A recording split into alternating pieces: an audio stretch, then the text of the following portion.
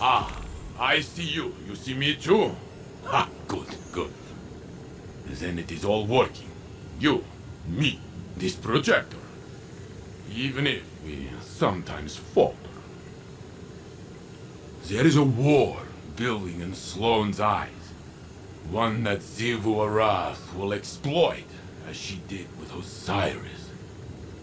Savathun wore his face, but it was Xivu Arath who took his light.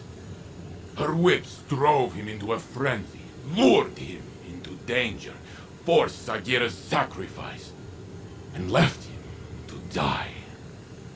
Now she twists my thoughts into thorns, draws out the faces of the suffering Elixni into my dreams. She whispers that I took pleasure in their pain. I see their eyes as they died by my hands, and they see me. She does not lie. She challenges what you hold as a strength. Osiris' ambition, my protection, Sloane's duty. I have felt how the right word, the right face, can incite one to violence. But I have changed. What she has taken, it will not break me. Sloane is no warrior of glass, but the war within her.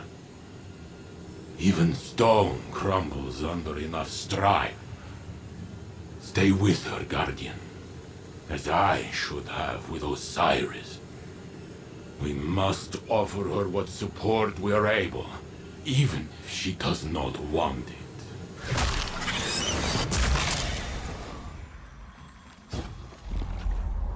Our minds are one, linked by the darkness. But only for a moment. I must borrow Sloane's voice to speak my words. Please, heed them well. Before you can confront the witness, you must understand it. The witness's first victims were once like you, struggling for survival, bolstered by hope, until their hopes became reality. They called it the Gardener, their deity of life. It ushered them into a golden age. For eons they prospered, but their newfound god never spoke to them. It lavished them with gifts, but not with guidance. And though they lived in paradise, they came to crave a greater purpose. They desired meaning, structure, a winnower, to shape the garden. Their scholars discovered that the Gardener shared a connection with another entity among the stars. They called it the Veil, and when they found it, they arrived to claim it. They already knew much about the light, how it could bend the laws of the universe and create life. But they came to realize that it could bring ruin just as easily. The cosmic events it set in motion could wipe out entire civilizations in a heartbeat, without reason. And so they saw the light, not as a source of prosperity, but of unfettered chaos. By studying the Veil, they came to know the darkness.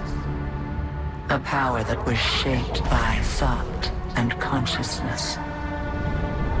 And in the darkness, they found the means to carve away the chaos of existence, to calcify it into a final shape, eternal and perfected. They brought the Veil back to the Gardener in an attempt to strengthen their connection. There, they they could reshape reality itself. The Gardener would not allow it, and so it fled their world. But they would not be deterred. Having witnessed the truth in the darkness, they used its binding power to merge themselves into the salvation they craved. Thus began the Witness's pursuit, its campaign to impose meaning on a meaningless universe, one that is nearly at its end.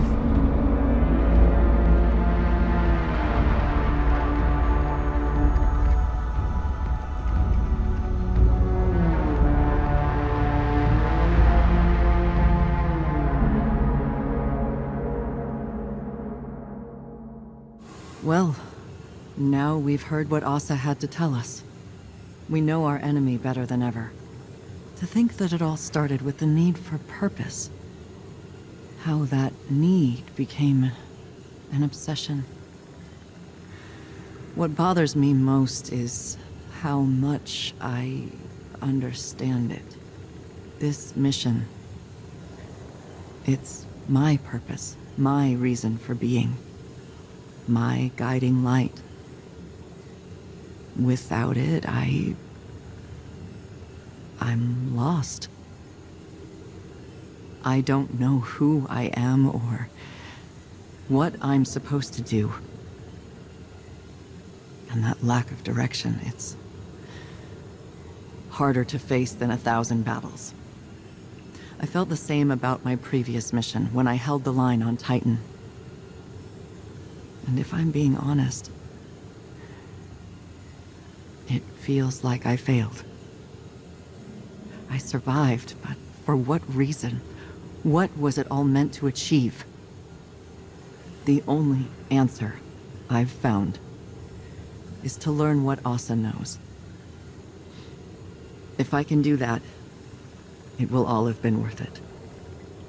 Our link ended before Asa could explain how to get through the portal. The bond took its toll. But we'll both be ready again soon.